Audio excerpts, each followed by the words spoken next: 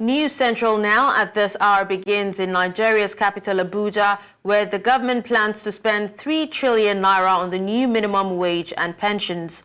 Minister of Budget and Economic Planning Atiku Bagudu revealed this during a meeting with the Senate Committee on Appropriations. President Bola Tinubu recently approved a new minimum wage of 70,000 naira for Nigerian workers and pledged to review the national minimum wage law every 3 years.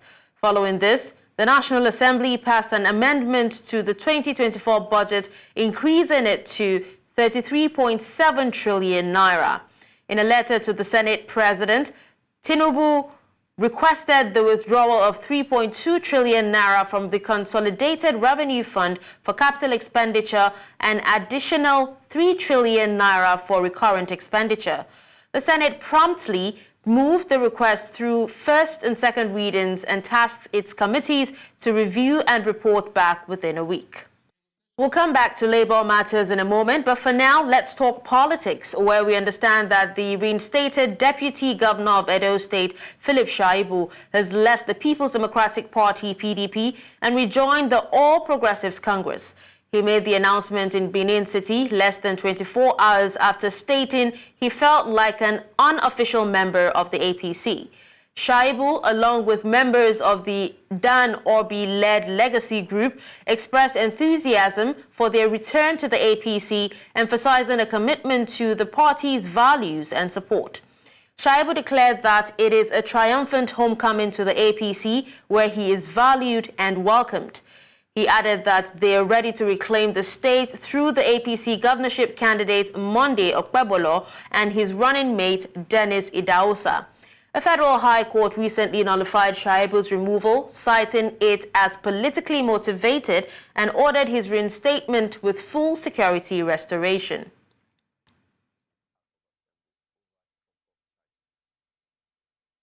Back to labor matters. A cross-section of Nigerians has expressed diverse views on the recent approval of a new national minimum wage for Nigerian workers approved by President Bola Tinubu. While some of the citizens praised the president for ending the crisis surrounding the wage approval, others say the amount was too small given the current economic realities in the country. The News Central's Emmanuel Bagudu has the report. For me, it's not going to make any difference in our economy. It's a debate that doesn't seem will end anytime soon. For some of these economic experts, the nation's organized labor shouldn't have accepted the 70,000 naira minimum wage approval from the president, considering the current economic realities which the president has promised to address but has been unable to. Why go through process of strike if you know that the ability will be only for 70,000? I mean, 70,000 as minimum wage for the people. And is it a livable wage? I mean, who can survive with a high inflation rate is about 35 to 45% increase everything. He can't buy anything from the market. He can't even afford a bag of rice. And labor is celebrating that they have victory. In today's economy, $46 or $45, 70,000 naira in a month for an average family of, in fact, let's even minimize it to an average family of 4. They say their opinions are backed with facts and figures. I don't think there's anything bad in them holding up and say, Mr. President, please, this is too much. This is too low for us, because how can you live on 70,000 naira as a livable wage? If you take 70,000, we'll be talking about $45. You calculate it on 45,000 in a nation that floated its currency, because after removing oil subsidy, and at the same time, we floated their currency. And, someone will say that for over 50 years, nations don't float their currency. They float to manage it. But you just allow your currency to go crazy, because currency is a mark of sovereignty. It's just not paper money anymore. It's a mark of sovereignty. And then you let it float, and it's not constant. It's not stable. And who can invest on stable currency, for instance? It's very difficult to attract foreign investors. When the government says it does not have money, I beg to disagree. The money is stuck somewhere the government has refused to look into. Annually, this country loses an average of $15 billion to illicit financial flow, meaning to corruption, to tax evasion by companies. The financial system is weak. Now, even the current budget was estimated at pegged dollar at the cost of about 800 Naira to the dollar, at an average of 1.5 barrels, 1.5 million barrels of crude oil daily. Today, in fact, even at official rates, dollar is selling for 1,450, even at the official rate. What this means is that we are having an excess of about 650 Naira per barrel of crude that we sell every day. If you multiply this by the by the barrels of crude that we sell daily, the country is making an extra of at least 1 trillion Naira daily. Addressing a media conference at the nation's capital, Abuja, supporters of the ruling All Progressive Congress, however, expressed a different view. Our population in Nigeria is about 250 million. The money is not there. 70, let them take it as the minimum wage, and as the time goes, there will be dialoguing to improve on it. A chat with citizens on the streets of the nation's capital further reveals the opinions of Nigerians on the issue. Before you know, the marketer will give us a different dimension, that there is because of lack of transport or all those things. When we are now, even transfer from where I'm going to here, a month I can spend 70,000. The new minimum wage, if upheld by the National Assembly, will replace the 30,000 Naira minimum wage, which expired on April 18, 2024. In Abuja for News Central, I am Emmanuel Bagudu. Political stakeholders in the nation's capital, Abuja, have expressed diverse views over the removal of the chief whip of the nation's Senate. This followed the stripping of his position and privileges as chief whip by the leadership of the Senate for criticizing the current administration in the media. Again, News Central's Emmanuel Bagudu reports. Your friend. A chieftain of the ruling All Progressive Congress defending the action taken against the chief whip of the Senate. The action was in reaction to the petition from the ruling All Progressive Congress against the chief whip, accusing him of unguarded utterances and outbursts against the federal government and particularly targeting President Bola Tinubu. However, some opposition political parties have expressed their displeasure against the action of the Senate. We have a government or an executive that has pocketed National Assembly, legislature, that has weakened the spirit of the judiciary. You go to the judiciary and you see the judgment that comes out. Their judgment as if somebody is making political statements. After pocketing judiciary, after weakening the soul of the legislature, has gone to the state level. Because the only opposition you have that can even come together are the state governors. Now they want to weaken that spirit. It's a pity that what we call civilian autocracy is loading in Nigeria, all because of 2027. So it's a pity that the hammer has fallen in Dume, but Nigerians should expect more. It means that if they can do that to Ali Ndume, who is a solid member of the All Progressive Congress, it means no other person is safe. Nobody can speak out. And they are doing this. So I think Nigerians should begin to be on their guard in that our democracy is already endangered. Because the red chamber of the Senate is called the Hallowed Chambers. It's respected Hallowed Chamber. And you understand that if the red chamber is like the court.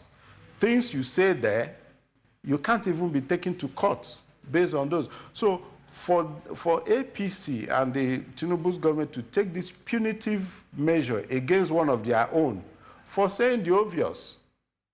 Because you don't see Tinubu speak to Nigerians. Nigerians are dying of hunger every day. In other places, the president will be speaking to the people. But today, either you see Ajuri Ngelale speak or Bayo Nonuga, who always attacks every other thing. So you see that our democracy is already endangered. So as an individual, as a member of a political party, I strongly condemn what happened because even our constitution guarantees freedom of speech.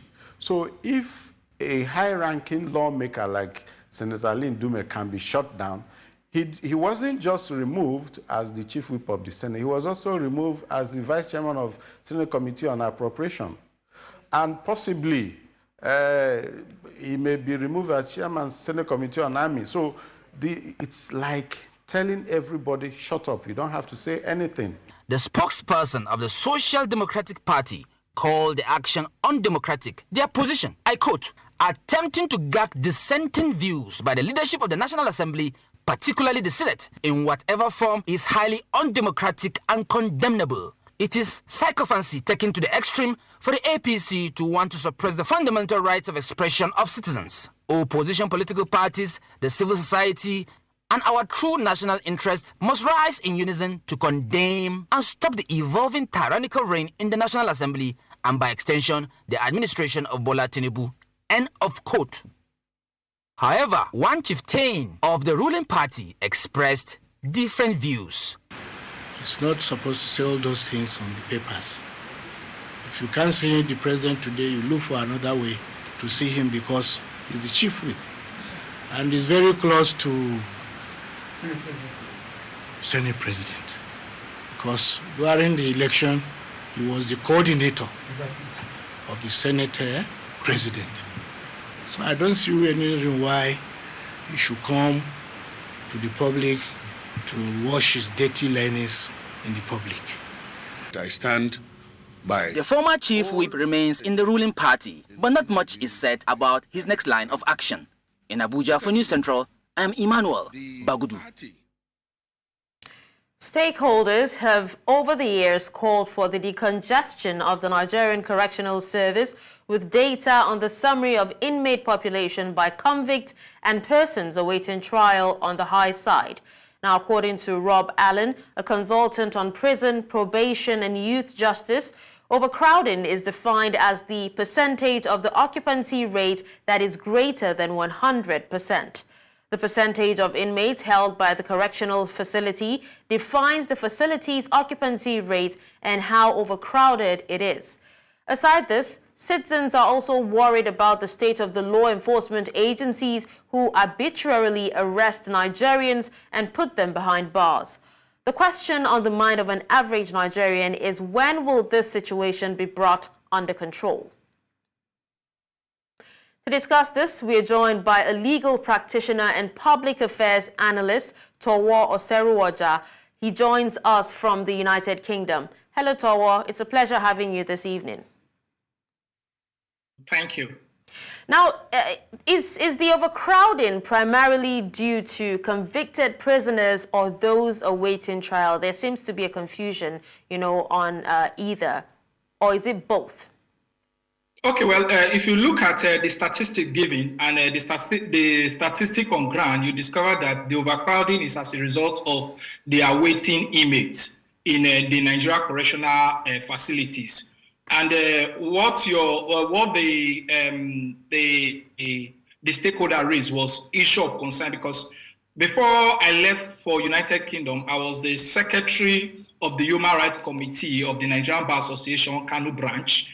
And one of the things of concern as the Human Rights Committee secretary was, as a result, we realized that the numbers of awaiting inmates are like, let me use the word, are like 500% higher than the convicted inmates in prison. So you find out that some of them has even overspent the time stipulated by law, that if they found guilty, they would have spent in the correctional facility. So that is something that is worrisome. And it's not only the correctional facility, it's across all detention facility. Outside the correctional facility, You come to the detention facility, you see some people who have had cause to take over a case which is still ongoing, that they were kept in detention facility for 2 years until the disbarment of SACs that they were brought to court. So you could see that it's not only the correctional facility we're having this issue, but also even detention facilities across the law enforcement agency. All right, now some stakeholders have called and have been calling for a while now for the congestion. Now, what are some of the strategies to address overcrowding in Nigerian correctional facilities? The the overcrowded facility, there are already laws put in place. As a matter of fact, if I may surprise, let me draw your attention to a provision of the law. If you look at section 18, subsection 1, paragraph C of the Nigeria Correctional Service Act 2019, it gives stipulation whereby the state controller of correctional facility in every given state has the duty to inform all the stakeholders, including the head of courts, whoever that are in the gateway of the administration of criminal justice in that particular state, to inform them that the facility that holds awaiting inmates is already overstretched. And he also has the right, after making that information, he also has the right to decline. Do you understand? To decline any awaiting inmate that is sent to him, that is sent to such facility. But the reverse is the case, because we have the law, but we don't have people who are accountable in making sure that the law is made as the force of law, or the purpose in which the law is made. Okay. So the issue is, it has already been addressed by the law. It's just the accountability and the responsibility of people entrusted with and the attitude of people entrusted with such responsibility. Well, that seriously needs to be looked at. But again, the law enforcement agencies have actually been accused of arbitrarily arresting Nigerians. Now, can you analyze how these arrests might contribute to overcrowding, and what forms or what potential reforms could address them?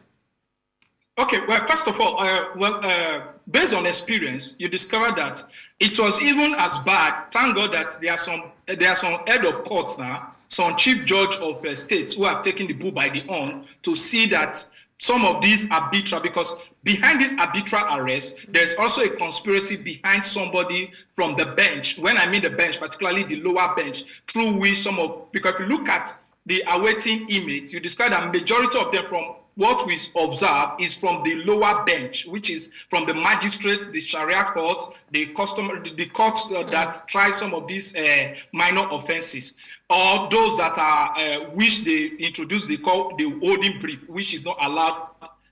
Which is not allowed in the Nigeria judicial system. So now this is it. We are aware, and police, even the police. Not only the police now, you could see in the news that even as far to some of these law enforcement agencies, they raid, not only raid, they also molest and harass citizens, breach their fundamental rights, and some of them, they don't even tell you the offense you are arrested for. And what they do, they keep you in custody, put a humongous amount of money to pay. Some of them, they will threaten the suspects not to engage the service of a lawyer, or they will frame charges against them. Then, during the weekend, they pack them to maybe a magistrate court they have good relationship with, or a Sharia court they have good relationship with, where bail conditions are extreme, that they could not meet, and they take them to the correctional facility.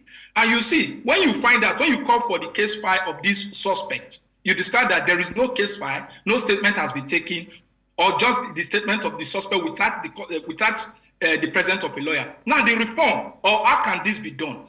There is a provision of the law. If you look at section 34 of the Administration of Criminal Justice Act 2015, gives power to magistrate court, chief magistrate court, to inspect detentional facility, including the police cell, to determine if the people are held rightfully or not. And at the same time, if there is no divisional cell, if there's no chief magistrate in that particular area, the chief judge appoints a magistrate. That is one of the reforms. Then 2, there should be an accountability of officers on the people they arrest.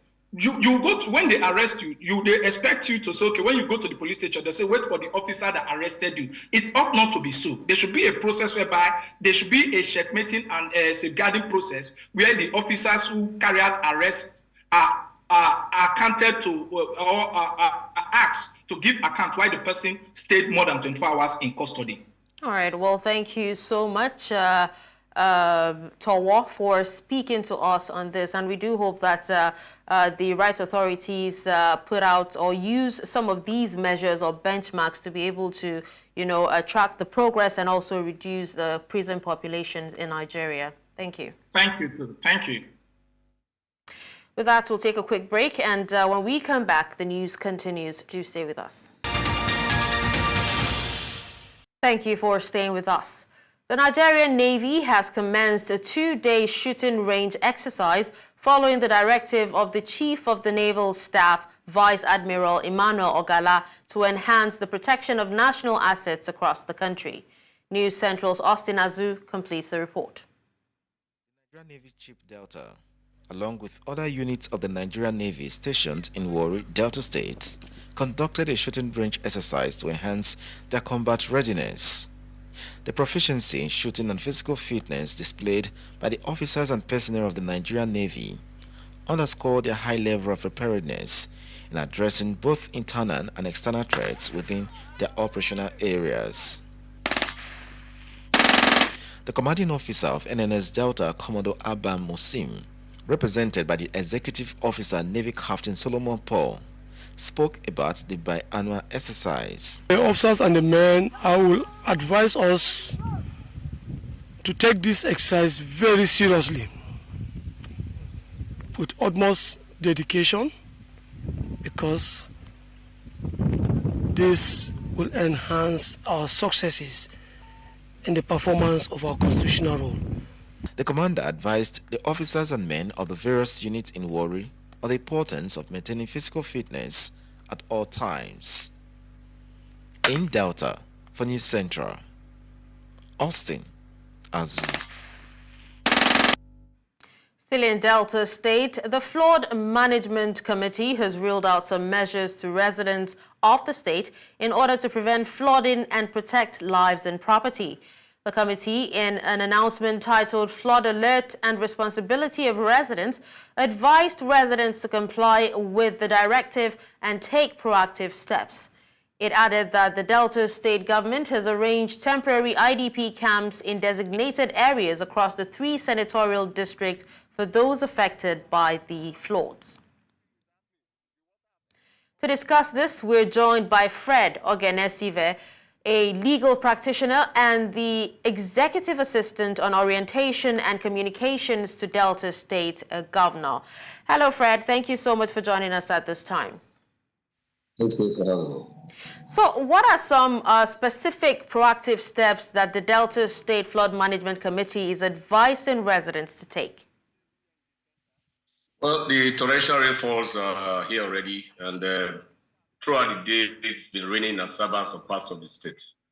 So we have commenced sensitization campaign to educate residents on what they should do.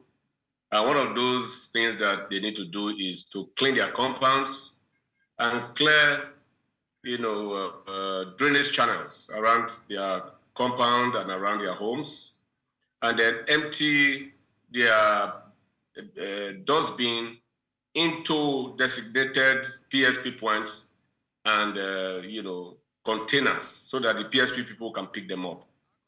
Apart from that, we also want them to switch off electrical appliances from flood-prone areas like the rooms and other areas within the home where they are likely to have some measure of flooding, and also to keep children away from those floodplains where flood is also likely to affect the area.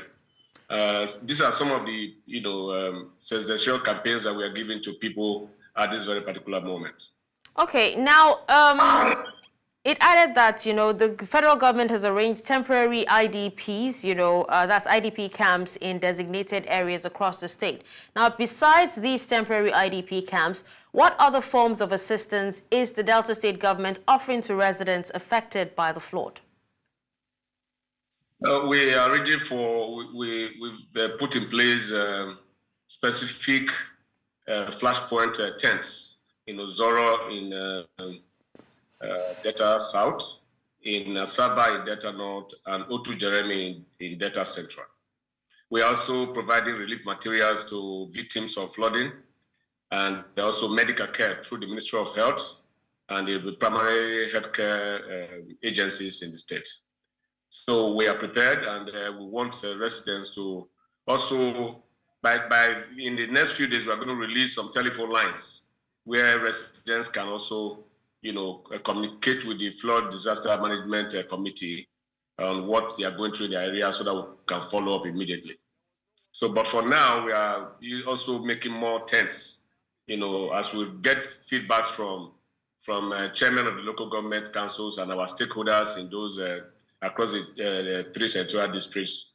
The committee will now move materials and more tents to those areas that we feel that they need urgent attention.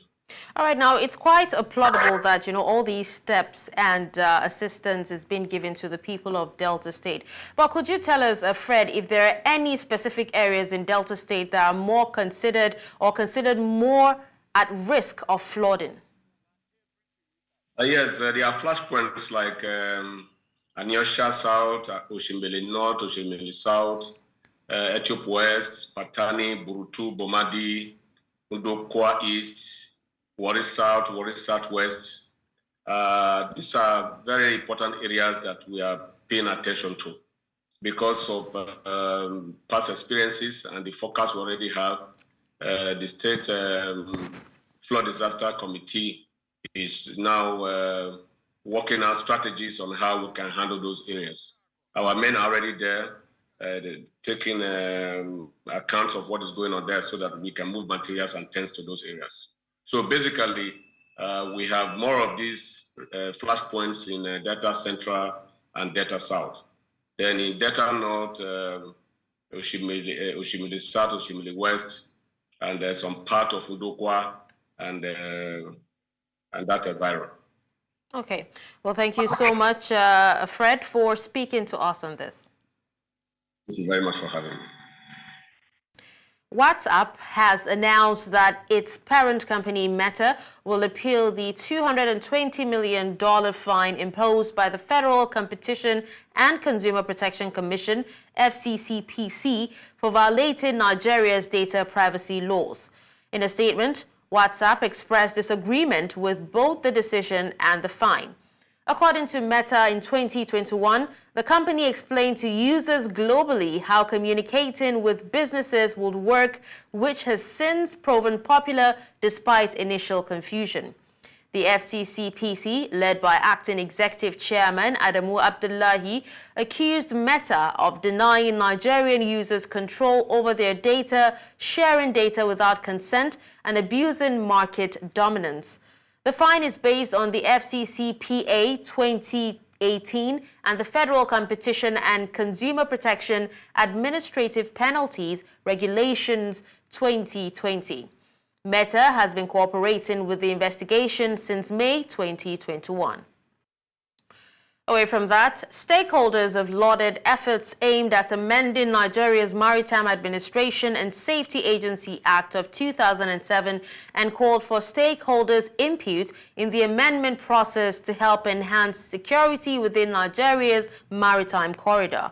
Now, some of those who gave their recommendations during a public hearing on the amendment exercise say that it is necessary to help the nation tackle maritime security. Idong Joseph reports.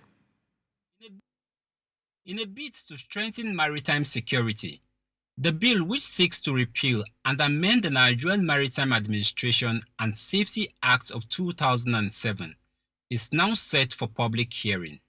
The objectives of this bill.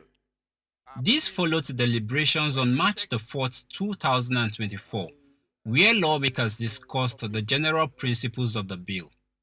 They say there is a need to enhance maritime security through effective legislation. Accordingly, this public hearing is tailored towards enacting an enduring legislation that will stand the test of time and in line with the best and global practices, which recognizes the importance of the blue economy to regional and global economic growth and development. Supporting the review of the Maritime Administration and Safety Agency Act, some stakeholders raised concerns on some areas they feel need amendments. There are some issues the Nigerian Navy has noted in the proposed bill, which could cause conflict in the discharge of Nigerian Navy responsibility as well as the functions of other agencies. I'll just point out what we have submitted earlier to the committee, specifically section 4M.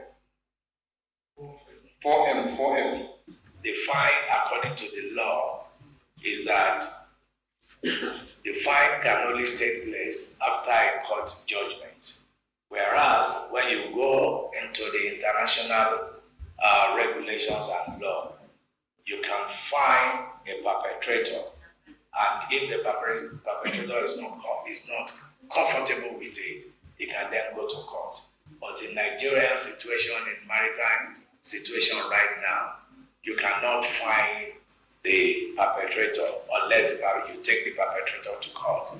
While the proposed legislation aims to bolster Nigeria's maritime security and ensure safer and more efficient maritime operations, stakeholders say they hope the bill will be in line with global standards. In Abuja for News Central, I am Idong Joseph. And now to health matters. The Plateau State government has confirmed that there is no cholera outbreak in the state. This assurance was given by the state epidemiologist, Dr. Maren Job, in an exclusive interview with News Central's Chizoba Anyongwe in Jos, the state capital. She emphasized that vaccination of children under the age of 5 is highly effective in preventing and controlling the spread of cholera. Her report. Cholera, a highly dangerous bacterial disease, has been reported in 31 states of the Federation. However, Plateau State has not recorded any cases of this disease since 2021.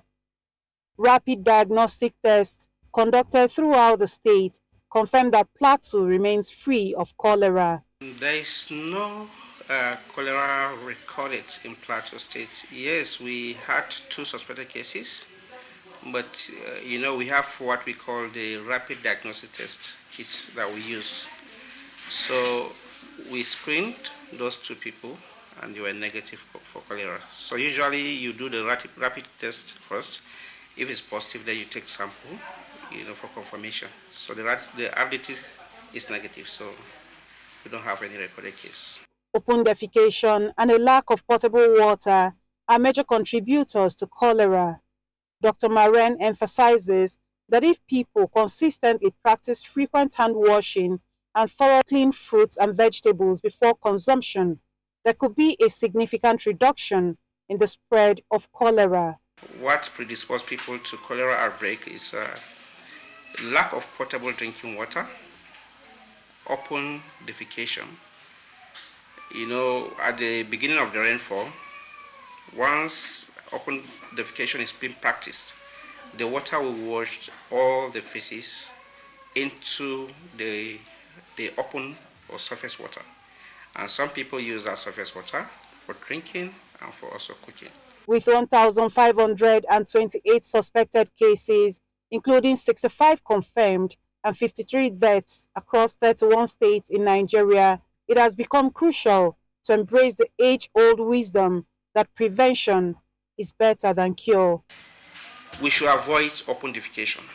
What that means is that everybody should have at least toilet facilities around so that we avoid open defecation. Number 2, if we don't have potable drinking water, we should always boil our water for at least 10 minutes. The next thing you can do is let's also embark the habit of hand washing. Passage of watery stool, vomiting, nausea, and dehydration are major symptoms of the illness. However, Seeking prompt medical attention at the nearby health facility can be life-saving. Despite the effectiveness and efficiency of vaccines and immunizations, it is crucial for public officials to ensure that these resources are readily available to citizens. In Jos for News Central, Chizoba Aniowe. The news continues in West Africa, where Senegal's army has intercepted a boat carrying over 200 migrants trying to reach Europe after nearly 90 died when attempting the dangerous Atlantic crossing earlier this month. The boat, intercepted by the patrol boat in fishing waters near Lempo in northwest Senegal on Friday, was carrying 202 people, including 5 women and a minor. In early June, a boat carrying around 170 people who set off from Senegal capsized off the coast of Mauritania, killing nearly 90 people. According to the Spanish NGO Caminado Fronteras, more than 5,000 people died trying to reach Spain by sea in the first 5 months of this year, representing the highest daily average toll since it began keeping records in 2007. Uganda has again rejected UN allegations that it is backing M23 rebels in neighboring DR Congo after Kinshasa summoned the Ugandan chargé d'affaires over the issue. Now, since late 2021, the M23 has seized large tracts of territory in North Kivu province, with a recent report commissioned by the UN Security Council alleging active support for the rebels by Ugandan army and military intelligence officials. On Friday, Uganda's chargé d'affaires Matata Twahamagara denied his country was helping the group after he was summoned for talks with Congolese Deputy Foreign Minister Gracia Yamba Kazadi. The ADF, originally made up of mainly Muslim Ugandan rebels, has established a presence over the past 3 decades in eastern DRC, killing thousands of civilians. In North Africa, Moroccan opposition figure and former minister Mohamed Ziane has been sentenced to 5 years in prison while serving a 3-year term in another case. The former Rabat Bar Association president was convicted of charges of embezzlement and squandering of public funds. The charges relate to funds the Moroccan Liberal Party, of which Ziane was the founder-in-chief, received in the 2015 electoral campaign. Ziane, who was human rights minister between 1995 and 1996, has been in detention since November 2022 after being sentenced to 3 years on appeal. The opposition figure had become known in recent years for statements criticizing the authorities in Morocco, particularly the intelligence services.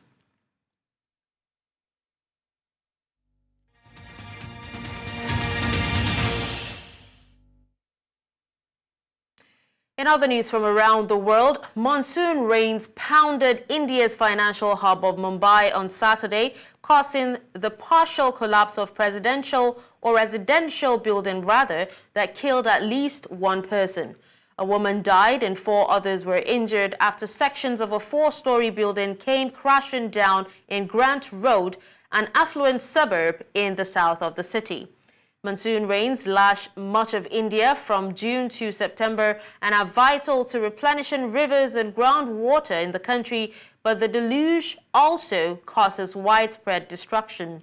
Building collapses are common during this period, with old and rickety structures buckling under days of non-stop rain. This is like 135 years old building. They have been given 3 times a notice to vacate, but since they have not done, and this is a monsoon season, and now you can see that part of the building has been collapsed. So we are here to support the law enforcement, and now from morning around 38 people have been rescued, and we are not allowing anyone to get inside, and we are taking control of the local people around here. I was expecting this, but not that sudden. I was expecting we are going to empty this building in like 6 months, but this has happened very suddenly. Yeah, it was, because it is 135 years old, you cannot expect to last long. the BMC and the government has to take stringent action not to allow this to happen. Some rules to be formulated so that these things does not come.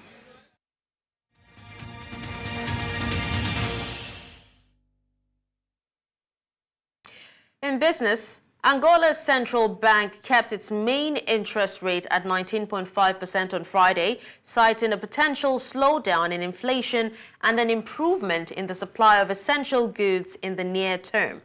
The Bank of Angola had raised its main rate by 50 basis points at its last monetary policy meeting in May after hiking it by 100 basis points in March as it tried to rein in rising inflation, which has stopped 30%.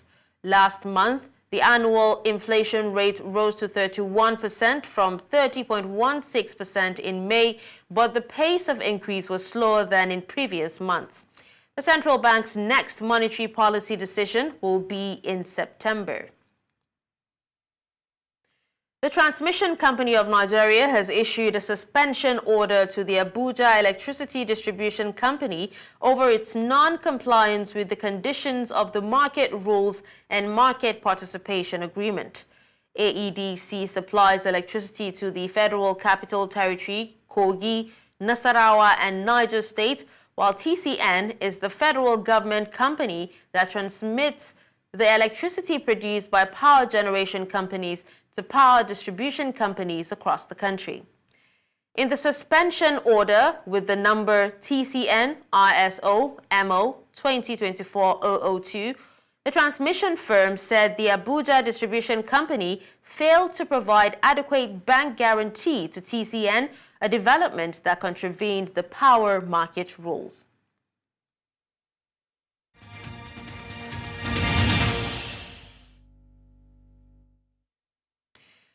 Now, in the world of sports, COAS shooters have been crowned champions of the 2024 National Division 1 Handball League in the men's category. COAS shooters defeated Osun United 21-16 goals in the final of the men's category played at the Indoor Sports Hall of Samuel Ogbemudia Stadium in Benin City on Friday. The team coordinator, Brigadier General A.R. Bello, strengthened the team and effectively monitored their training. The team was relegated about 3 years ago. An elated Brigadier General Bello revealed that it took the special intervention of the Chief of Army Staff, Lieutenant General Taurid Lagbaja, through timely logistics for the team to get the desired results. Bello stated that anything short of the trophy would have not been accepted due to the commitment of the Nigerian Army in supporting the team. The Korean Football Association has written to FIFA to express serious concerns after Wolves' Hwang Hee-chan was the target of an alleged racist remark by a Como player in a preseason friendly.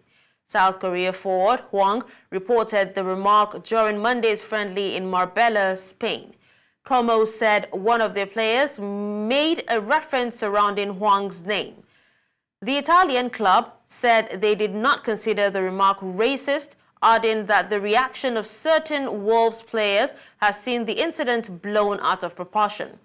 Wolves and Hwang insist it was racist and are working with the English Football Association to formalize their complaint, which will be sent to UEFA and the Italian FA. And that's all at this hour. But before we go, here's another look at some of our top stories. You heard that Nigerian government to spend 3 trillion naira on wages and pensions. You also heard that reinstated Edo State Deputy Governor Shaibu returns to APC. Finally, we told you that former Moroccan Minister Ziane bags 5 years jail term. Send your eyewitness report to the WhatsApp number on the screen. Do follow us on social media. We are at News Central TV. You can watch News Central live on DSTV channel 422, Star Times channel 274, Avo TV, and YouTube. Many thanks for watching. I'm Darshan Usman.